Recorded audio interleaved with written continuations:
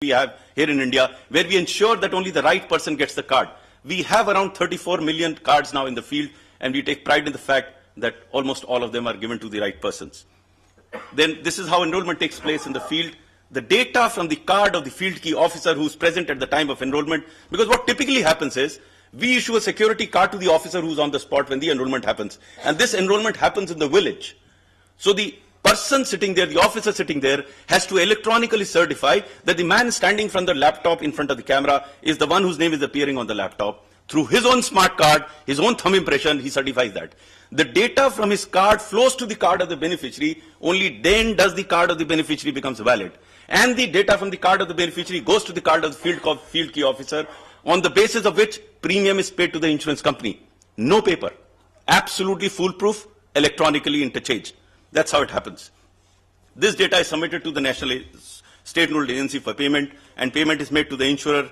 There are awareness camps that are organized, and the utilization takes place in the healthcare hospitals, and these claims are settled. We did have a lot of problems to begin with in the first 2-3 years of the scheme, where delays were happening in terms of settlement of claims. Today, 98% of the claims are being settled within 30 days, which is some sort of a record world over. And this data is submitted to Government of India. This is a typical smart card that is used. I won't go into the details. There are 24 sets of software that are making it happen. But though there are 24 sets of software, the front end is extremely simple. These were the real challenges in the beginning, because insurance companies were not equipped to handle such a scheme. Information technology did not exist at that point in time. Now, of course, it's very simple. But the most difficult part was the marketing of the scheme, because this whole concept of marketing does not agree with us bureaucrats. What do you mean by marketing? That's the first question. So we said we're not going to impose the scheme on anybody, because the scheme is so complex that until unless the recipient accepts the scheme as his own, all the stakeholders, insurance companies, smart card service providers, hospitals, state governments, everyone had to accept the scheme, otherwise the scheme will not succeed. And in fact, success of the scheme in such states has been on account of the acceptability of the scheme. Now, how is the scheme different? It is perhaps the biggest use of IT applications in rural setting. Even as I talk to you, there are more than 70,000 smart cards being issued in the field. Hundreds of teams are in the field and doing it. But to me, the USP of the scheme is point number 2. I think for the first time, the BPL family is really empowered. How is he empowered? The family is empowered because this family has a choice to go to any of the public-private hospitals empaneled right through the country, and there are 12,000 of them. They decide where they have to go. Unlike PDS, where he's tied down to a shop, unlike NREG, he's tied down to a project. He goes out, he can't use it. Here, he decides which hospital he has to go. This perhaps is also the first ever business model for a social sector scheme, because we don't have typical targets under the scheme. The insurance companies paid a premium as a multiple of the number of smart cards that they issue, and they can't issue to a wrong person. So it's in their business interest to issue as many cards as possible. The hospital gets the money because this card carries a credit of 30,000 rupees, so he normally doesn't chase out the beneficiary. So there is a business interest of the stakeholders in doing what we want them to do, and hence they can do the job and I can do the talking to you. Key management system to make the scheme foolproof. We have a reasonably robust security system to make this system foolproof. It's a very simple front end. Back end, we have 24 sets of software. Front end, he has a card like this. As I showed you, he walks into a hospital, he has a card like this. He walks into a hospital, the thumb impression is checked, the amount is checked from the chip, that's it. He walks into a hospital, he gets his treatment, and walks out of the hospital. He doesn't have the trouble to do anything. It is then between the hospital and the insurance company how the settlement takes place. It's a paperless scheme, as I mentioned in the earlier, and the card is valid throughout the country. This is a typical enrollment kit. You have the laptop there, the printer there. The card is actually personalized and printed in the village on the spot and are handed across the table.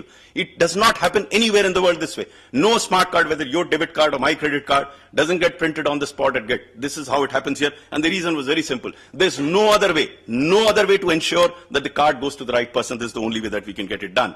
He looks pretty dazed here, but he was pretty happy when he got this card. The first ever recipient of this card.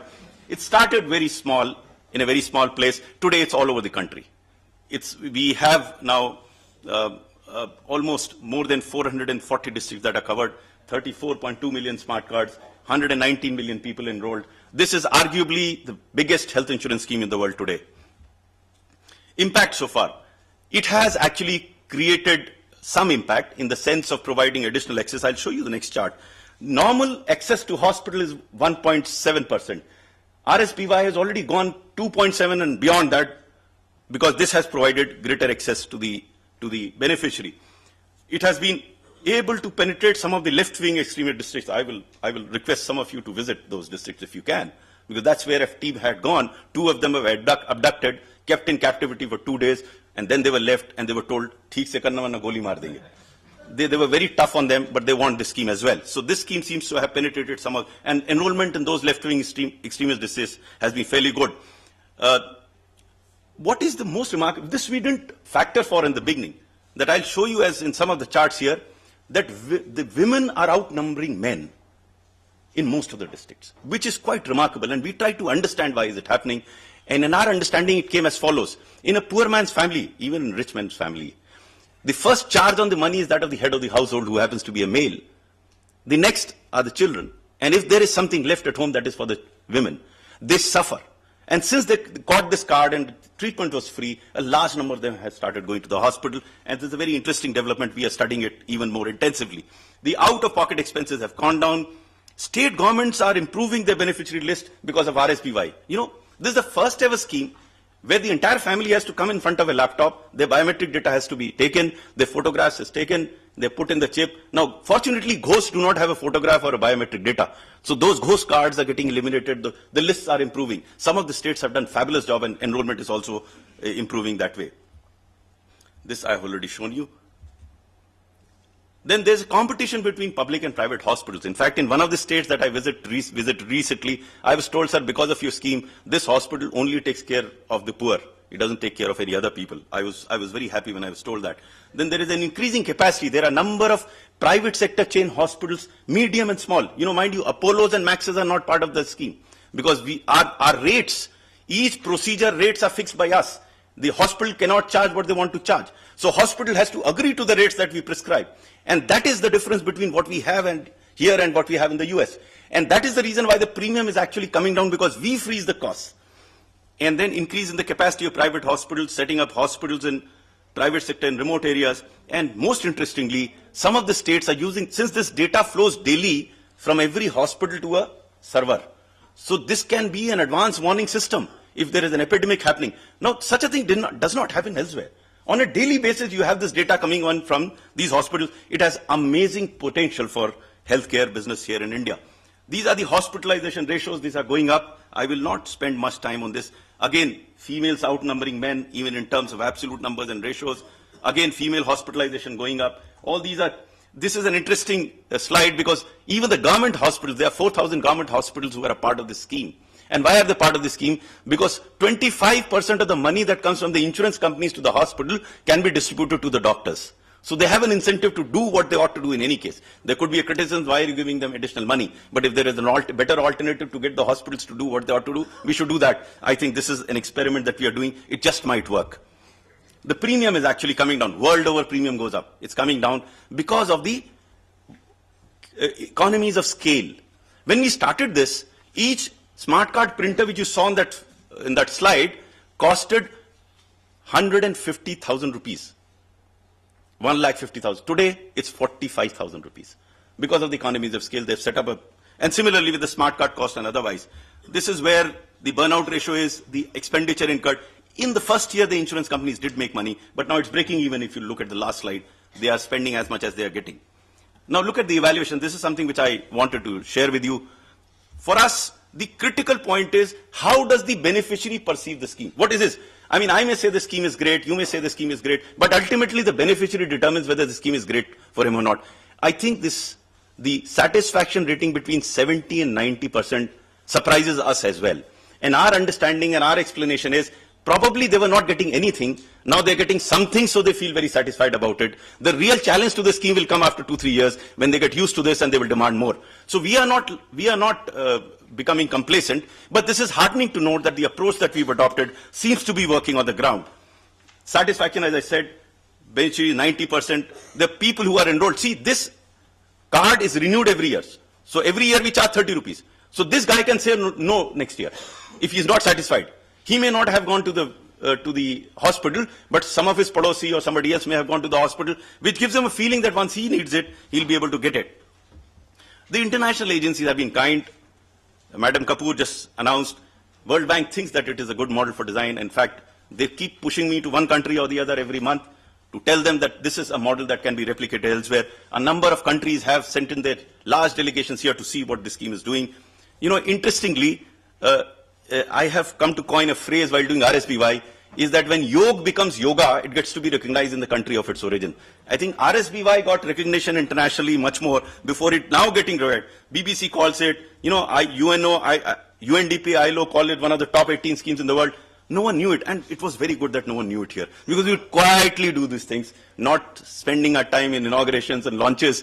We concentrate on this, and probably scheme seems to be happening there. Now, of course, we can afford to do that if we want.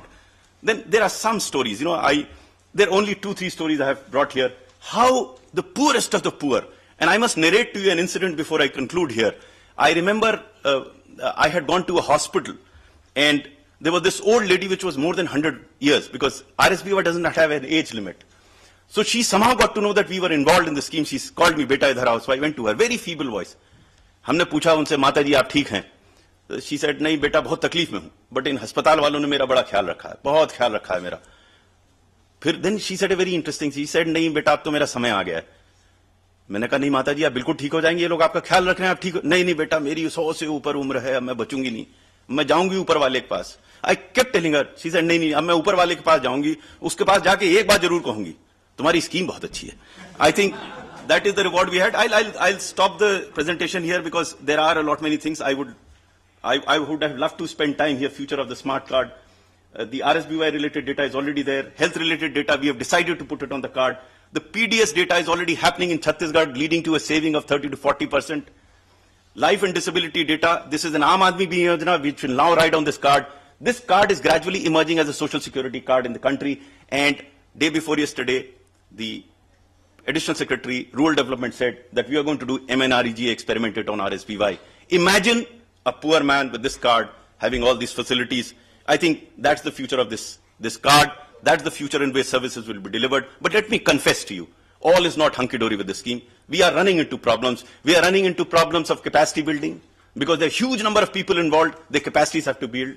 We are running into problem of informing the beneficiary. Even today, I must confess again that these beneficiaries are not fully informed of the benefits of this card. They're very happy with the card. They're very thrilled with the card. Like that gentleman that you saw, very thrilled with the card, but if you go and ask him, you would not know what the card is worth for. So that's a challenge. Third is the quality. I have been touting numbers. Everyone touts numbers. What about the quality of service that is given in the hospitals? That's a matter of serious concern. And the fourth and the most important challenge that could derail the scheme are frauds that are happening in the scheme. They are indeed happening. It's a cat and mouse game. We have de-empaneled 272 hospitals. Even today I got a message, we set up a team. We have a central team, we have states team, we are after them. But you can't stop them from doing what they want to do, but we are prepared. The advantage that we have is, since this data flows daily to us, we are in a position to analyze the data and go after them.